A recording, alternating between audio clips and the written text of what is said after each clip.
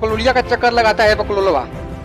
तो बकलोलिया हो गया सूर्य और बकलोलवा हो गया ग्रह। लेकिन यहाँ पे जितने सारे ग्रह हैं, किसी न किसी ग्रह के कोई ना कोई जो है चक्कर लगाता है। इस ग्रह का भी कोई ना कोई चक्कर लगाता है, जिसे उपग्रह कहते हैं। मतलब यहाँ पे जो ये ग्रहिया है ग्रह, अब इस ग्रह का भी कोई ना कोई चक्कर लगाएगा। जैसे यहाँ पे ग्रह है बकलोलवा, इस बकलोलवा का भी कोई ना कोई बकलोलिया चक्कर लगा रही होगी। ये बकलोलिया इस बकलोलवा चक्कर लगा रही है, ये बकलोलिया के मतलब का ग्रुप डी में नौकरी होगा, या फिर छोटा मोटा कर्मचारी में नौकरी होगा। इसके पास एक उपग्रह होगा, एक उपग्रह होगा। और जैसे ही ये बकलोलवा का एसएससी सीजीएल में निकाल लिया, इसके पास 5-6 उपग्रह हो जाएंगे। और जैसे ही बकलोलवा पीसी निकाल लिया, बृहस्पति ग्रह शनि ग्रह की तरफ 75 को 80 को उपग्रह हो जाएंगे बकलोलवा के पास। जय हिंद दोस्तों। तो पिछले क्लास में हम लोग पढ़ लिए थे कि सूर्य का प्रकाश पृथ्वी तक कैसे पहुंचती है, सूर्य के अंदर क्या क्या होता है और सूर्य के अंदर से प्रकाश कैसे निकलता है। अब हम देखते हैं कि सोलर सिस्टम क्या होता है, सोलर मंडल क्या होता है, सौरमंडल क्या होता है, सोलर सिस्टम क्या होता है। तो देखिए जो सूर्य है, सूर्य के आसपास की जो सूर्य तो बताया था कि जिसके पास खुद का प्रकाश हो वो जो है वो तारा कहते हैं। जिसके पास खुद का प्रकाश हो तारा कहलाता है। लेकिन जो ग्रह होते हैं उपग्रह होते हैं, इन लोगों के पास खुद का प्रकाश नहीं होता है। तो यहाँ पे देखिए सूर्य हो गया, सूर्य से प्रकाश निकलता है फोटान के रूप में। देखिए यहाँ पे जो सौरमंडल है, सौरमंडल, तो यहाँ पे सब सूर्य के चारों तरफ ग्रह घूमते रहते हैं। तो सबसे पहले यहाँ पे ग्रह है बुध ग्रह, यहाँ पे है बुध ग्रह, उसके बाद से शुक्र ग्रह, बुध ग्रह छोटा है, यहाँ पे है बुध ग्रह, शुक्र ग्रह, उसके बाद है हम लोगों का पृथ्वी, बुध शुक्र पृथ्वी। ठीक, बुध शुक्र पृथ्वी। तो सबसे जो छोटा ग्रह है बुध है, सबसे सूर्य के सबसे नज़दीकी ग्रह बुध, उसके बाद से शुक्र, उसके बाद से पृथ्वी। तो देखिए बुध शुक्र पृथ्वी जो है, और इसके बाद से एक और आ जाता है मंगल। मंगल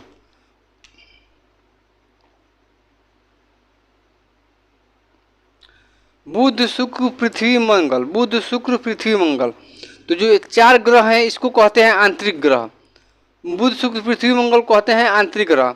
अब यहाँ से देखिए, अब इसके बाद से पढ़ेंगे, देखेंगे बृहस्पति शनि अरुण वरुण। मंगल के बाद से आएगा बृहस्पति शनि अरुण वरुण।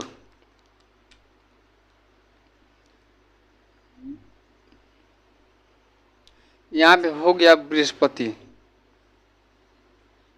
सबसे बड़ा ग्रह जो है बृहस्पति है। लेकिन यहाँ पे ये सब क्या है, यहाँ पे सब क्षुद्र ग्रह हैं। अब देखिए, अब पहले समझे ग्रह क्या होते हैं। तो यहाँ पे जिसके पास खुद का प्रकाश है उसे तो तारा कहते हैं। लेकिन ग्रह किसे कहते हैं, जैसे जो किसी तारे का चक्कर लगाता हो। ग्रह के पास खुद का प्रकाश नहीं होता है। जैसे सूर्य है और ये सब ग्रह हैं, तो जैसे जैसे सूर्य है और ये ग्रह, जितने सारे ग्रह हैं सब पृथ्वी सूर्य का चक्कर लगाते हैं। जैसे कि बुध हो गया, शुक्र हो गया, पृथ्वी हो गया, जितने सारे सौरमंडल के ग्रह हैं सभी सूर्य का जो है चक्कर लगाते हैं। तो यहाँ पे ग्रह, यहाँ पे है तारा, तो तारा का चक्कर लगाते हैं ग्रह। और ग्रह का चक्कर कौन लगाता है, तो ग्रह का चक्कर लगाता है उपग्रह। ग्रह का चक्कर उपग्रह लगाता है। यहाँ पे जो चंद्रमा है, चंद्रमा लगाता है पृथ्वी के चक्कर, मतलब कि चंद्रमा पृथ्वी का उपग्रह है।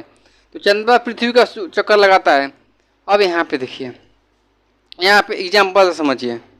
जैसे कि यहाँ पे है छोटुआ, यहाँ पे है छोटुआ, ये है छोटुआ, और इस छोटुआ है यहाँ पे। अब इस छोटुआ का चक्कर लगाती है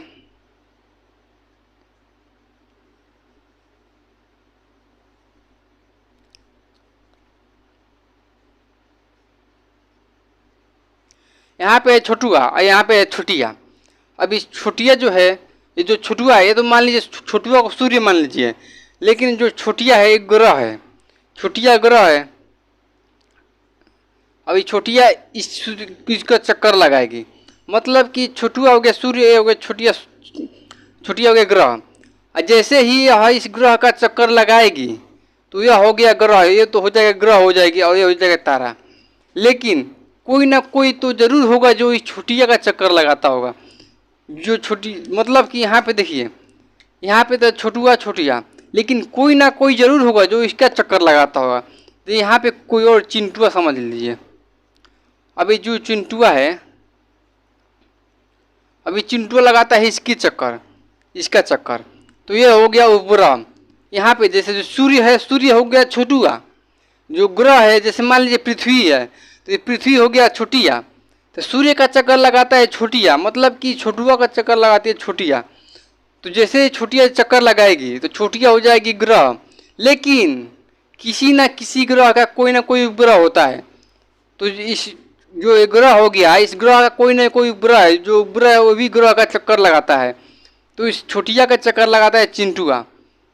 तो यह हो गया तारा और यह हो गया ग्रह और यह उपग्रह। मतलब कि जो भी है किसी न किसी का चक्कर वो लगाता है। तो यहाँ तक समझ में आ गया।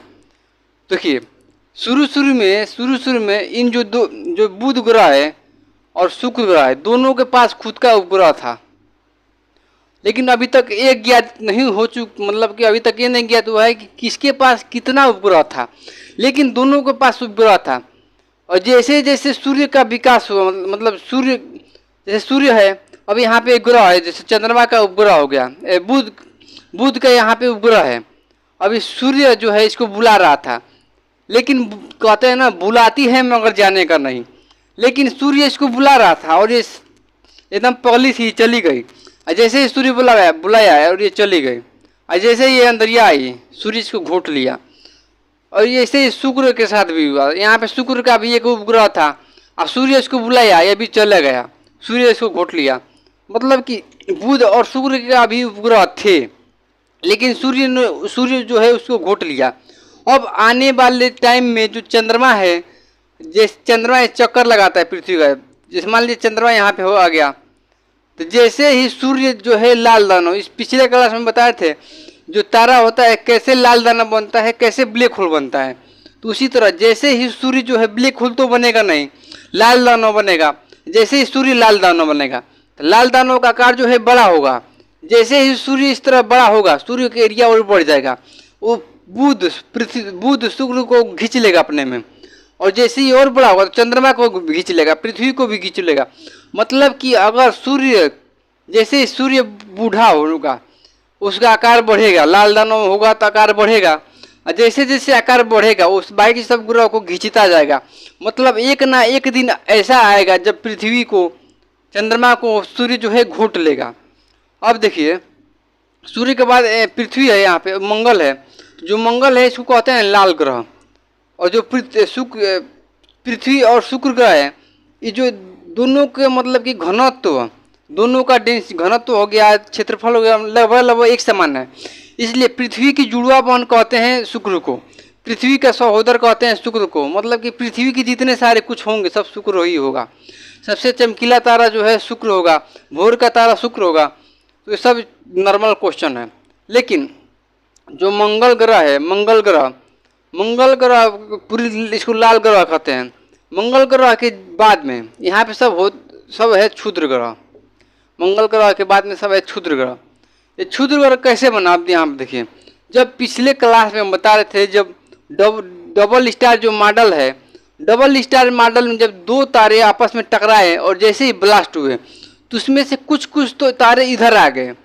जैसे जो बड़े बड़े टुकड़े थे तारे के वो इधर आ गए और ग्रह बन गए। जैसे कि बुध शुक्र पृथ्वी मंगल सब इधर आ गए, ग्रह बन गए। और कुछ टुकड़े मतलब कि 10-15 टुकड़े जो है सूर्य घोट लिया। बहुत से ग्रह को जो है सूर्य घोट लिया। और कुछ जो छोटे छोटे टुकड़े हैं इसी में फंसे रह गए।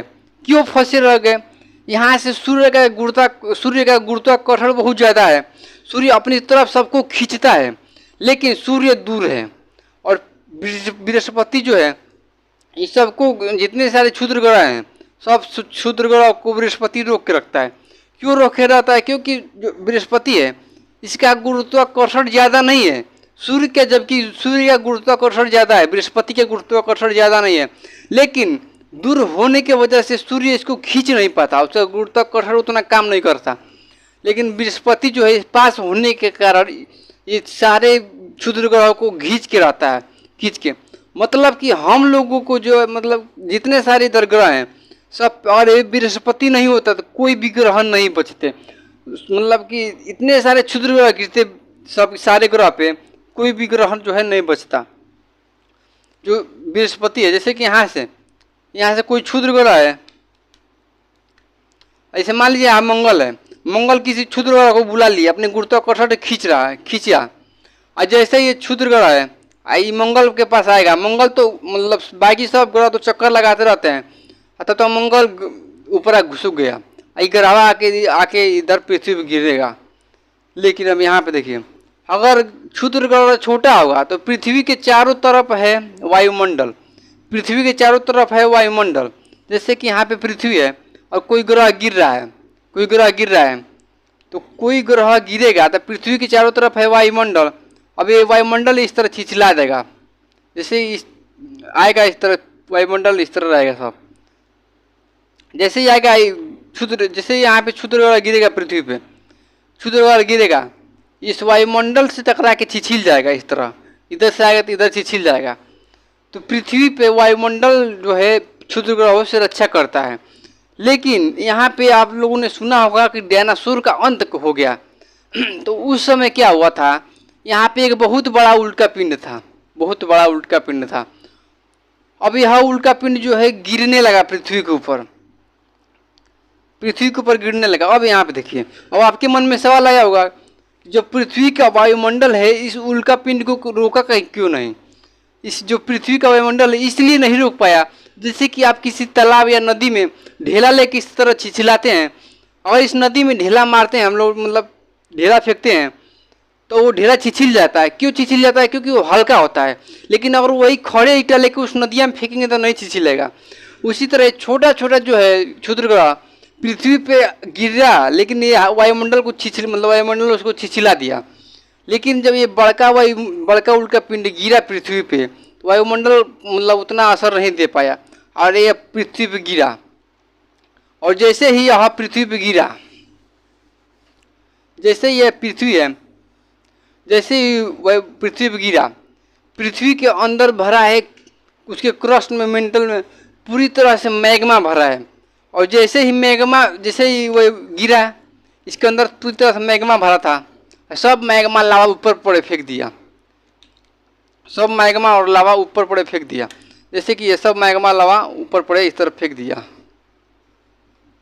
अब देखिए, जहाँ पे ये उल्का पिंड गिरा वहाँ पे तो प्रशांत महासागर बन गया, और वहाँ के जो उसके आसपास के जितने सारे डायनासोर थे तुरंत दब के मर गए। लेकिन जो उड़ने वाले, जो ऊपर उड़ रहे थे डायनासोर, या फिर जो आसपास के इलाके में डायनासोर बचे थे, जैसे ही गिरा सब अंदरिया से मैग्मा उठ गया, ऊपर पड़े। और जैसे ही मैग्मा उठा और वापस फिर गिरने लगा, मतलब कि आग की बरसात जैसे हो गई। और जितने सारे उड़ने वाले थे डायनासोर, सारे के सारे मर गए। जितने सारे आसपास बचे थे सारे के सारे मर गए। फिर छोटे जो जीव थे वो जो है मतलब कि अपने छुपने का जगह ढूंढ लिया, बिल उल में घुस गए थे तो बच गए थे। आज जो हम पेट्रोल को यूज करते हैं, पेट्रोल का, वो किसी न किसी डायनासोर का शरीर होगा, या फिर किस जंगल वंगल, जैसे जंगल के ऊपर गिर गया। जैसे यहाँ पे देखिए, यहाँ पे है पेड़, यहाँ पे हो गया पेड़, यहाँ पे है पेड़। अब इस पेड़ के ऊपर आग गिरेगा तो वो जलेगा। लेकिन आग कैसे जलता है आपको भी पता है कि जैसे ही ऑक्सीजन से क्रिया करता है तभी आग जलता है। अगर उसको ऑक्सीजन नहीं मिले तो उसमें आग लगेगा ही नहीं। तो जैसे ही ज्वालामुखी पूरी तरह से, मतलब कि पेड़वा जो है, ये पेड़ है, इस पेड़वा पूरी तरह से ज्वालामुखी से दबा जाए चारों तरफ से, इसको ऑक्सीजन मिले ही नहीं, तो पेड़ जो है इसी में पूरा दबदबा के पूरा मतलब भूरा टाइप का हो जाएगा, मतलब कि पूरा उसी में दलक जाएगा और उसको ऑक्सीजन मिलेगा ही नहीं, जलेगा ही नहीं। तो उस टाइम जो मतलब कि जितना सारा ज्वालामुखी गिरा, मैग्मा गिरा पृथ्वी पे, जितने सारे पेड़ जहाँ मतलब जंगल थे उस टाइम पे, उस सारे के सारे मैग्मा दब गए, मैग्मा का नीचे दब गए, और वो ऑक्सीजन से क्रिया नहीं कर पाया, और उस अंदर कोयला बन गया, कहीं कोयला बन गया, कहीं कहीं डायनासोर मर गए, कहीं कहीं जीव मर गए, मतलब कहीं कहीं पेट्रोलियम बन गया, कहीं कहीं कोयला बन गया। अब देखिए, आपने देखा होगा समुद्र से भी पेट्रोलियम निकलता है। क्यों निकलता है? क्योंकि जो समुद्र इस टाइम है, उस टाइम समुद्र नहीं था। उस टाइम जगह जगह पे जंगल थे या फिर कोई जीव जंतु थे। तो उस टाइम उस मतलब जहाँ पे गिरा वहाँ पे गड्ढा हो गया एक तो, और वहाँ पे पानी आसपास के समुद्र के जो पानी है उसमें आ गया, तो उस तरफ से भी बन गया। और यहाँ जहाँ जंगल है, वहाँ जंगल था उस टाइम, वहाँ पे कोयला मिलता है, कहीं कहीं पेट्रोलियम मिलता है। जो जितने सारे हम लोग पेट्रोल कोयला यूज कर रहे हैं, तो उस टाइम की मतलब कि हजारों साल पहले का है, सब करोड़ों साल पहले का है। अब यहाँ पे जितने सारे पेट्रोल बनते, आने वाले टाइम में तो पेट्रोल धीरे धीरे ख़त्म ही होगा। अब पूरी तरह से मतलब सब डिजिटल हो गया है। अब इलेक्ट्रिसिटी पर सब कुछ सेट हो रहा है। तो यहाँ तक समझ में आ गया बृहस्पति तक। मतलब कि बृहस्पति को हम वे क्यों क्लीनर कहते हैं? क्यों कहते हैं? क्योंकि क्षुद्र ग्रह को पृथ्वी पर रुकने से रोकता है। अब डेली के डेली पृथ्वी पर बहुत सारे क्षुद्र ग्रह जो है गिरते रहते हैं, छोटे मोटे। आप लोगों ने रात के समय देखा होगा कि जैसे कोई तारा है, इस तरह आया, इधर पतला है और इधर आया है मोटा, इस तरह कुछ मतलब कि चमकीला चीज गिर रहा है, तो जिसको हम कहते हैं टूटता हुआ तारा। वास्तव में वह टूटता हुआ तारा नहीं होता है, कोई तारा नहीं होता है, बल्कि वह क्षुद्र ग्रह होता है। और वह चमकता क्यों है? क्योंकि पृथ्वी पर वायुमंडल है, और जैसे ही इतनी तेजी के मतलब कि उसकी गति इतनी ज़्यादा हो जाती है कि वायुमंडल से टकराने के बाद उसमें आग लग जाती है और जल जाता है, और पृथ्वी तक आते आते जल कर राख बन जाता है। लेकिन कई जगह पे वायुमंडल जो क्षुद्र ग्रह हैं बड़ा होते हैं, और बड़ा होने के कारण वो पूरी तरह से नहीं जल पाते हैं, और जिसकी वजह से पृथ्वी पे कहीं ना कहीं गिर जाते हैं।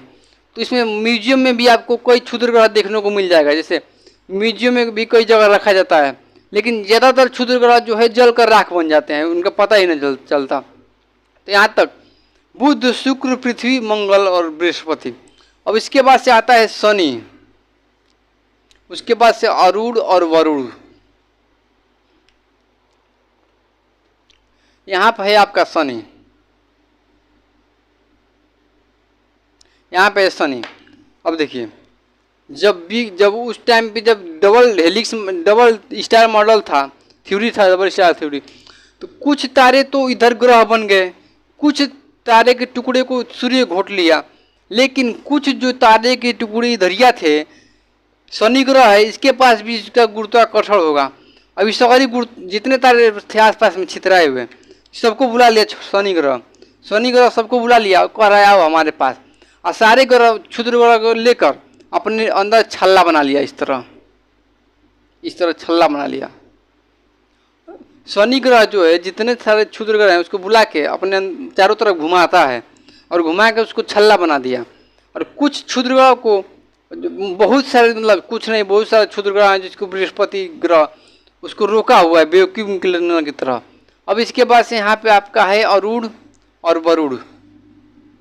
तो यहाँ तक समझ में आ गया, पृथ्वी, बुध, शुक्र, पृथ्वी।